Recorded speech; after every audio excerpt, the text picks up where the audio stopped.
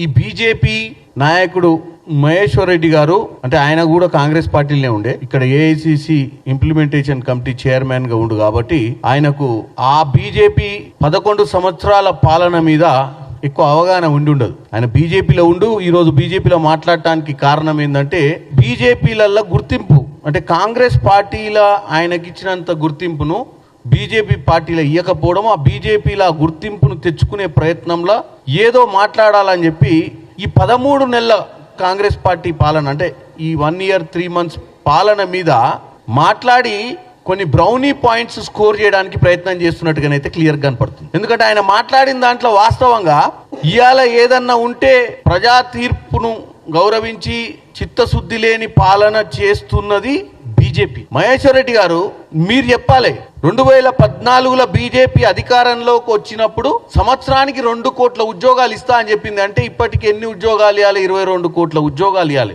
ఏ లెక్కన చూసినా మన తెలంగాణ రాష్ట్రము ఉన్న జనాభా లెక్కల ప్రకారము 50 లక్షల ఉద్యోగాలు అయితే తెలంగాణకు రావాలి. సెంట్రల్ గవర్నమెంట్లో ఈ సంవత్సరానికి 2 కోట్ల ఉద్యోగాలు ఇస్తే 11 నెలల్లో 22 కోట్ల ఉద్యోగాలు ఇస్తే తెలంగాణకు వచ్చే అటువంటి షేరు 50 లక్షల ఉద్యోగాలు రావాలి. మరి వచ్చినాయా? మరి నువ్వు నరేంద్ర మోడీ గారికి చెప్పు, చేతగాని పాలన కదా, ఇమ్మీడియట్గా రాజీనామా చేయమను. నువ్వు తెలంగాణలో ఎట్లయితే 13 నెలల పాలననే ఇంత విమర్శించినప్పుడు 11 సంవత్సరాల పాలన మీద కూడా మాట్లాడాలి కదా మరి మీరు. ఎందుకంటే నువ్వు ప్రజానాయకుని, నీకు మంచి చిత్తశుద్ధి ఉంది, నీకు మంచి తెలివితేటలు ఉన్నాయి, మంచి వాక్చాతుర్యం కూడా పెంచుకున్నావు ఈ ఫ్లోర్ లీడర్ అయినాక. ఎందుకంటే తెలంగాణ ప్రజలకు అన్ని తెలుసు కదా బీజేపీ కూడా పరిపాలిస్తుందని. ఇక పోతే 15 లక్షల రూపాయలు ప్రతి అకౌంట్ల ఇక వచ్చినా అప్పుడు మోడీ గారు 2014 వచ్చిన తర్వాత గత ప్రభుత్వాలల్లో గత వ్యాపారవేత్తలు రాజకీయ నాయకులు అని చెప్పి అందరినీ బ్లేమ్ చేసుకుంటే వీళ్ళందరూ కూడా స్విస్ బ్యాంక్ అకౌంట్లలో నల్లధనం దాచిపెట్టిర్రు. ఇక నాది దండయాత్ర స్టార్ట్ అయింది, ఇక నన్ను గెలిపిర్రి, నేను తీసుకొచ్చి మీ అందరికీ 15 లక్షలు ప్రతి పేదవానికి వచ్చేటట్టు చేస్తే గన్ని వేల కోట్లు మనకి స్విస్ బ్యాంక్లో ఉన్నాయని అబద్ధాలు చెప్పారు. దాని గురించి ఈ రోజు కూడా నిమ్మకు నీరెత్తినట్టురు. మరి 15 లక్షలు ఎటుపోయినాయి? ఏ బ్యాంక్ అకౌంట్లలో వేసిరు, ఎవరికి వేసిరు, ఎంతమందికి వేసిరు, అసలు వేసిరా వేయలేదా? మరి వేయకపోతే మరి మీరు కూడా మీకు అధికారం ఉందా? మీరు పని నెరవేర్చలేనప్పుడు మీకు కూడా వర్తిస్తుంది కదా.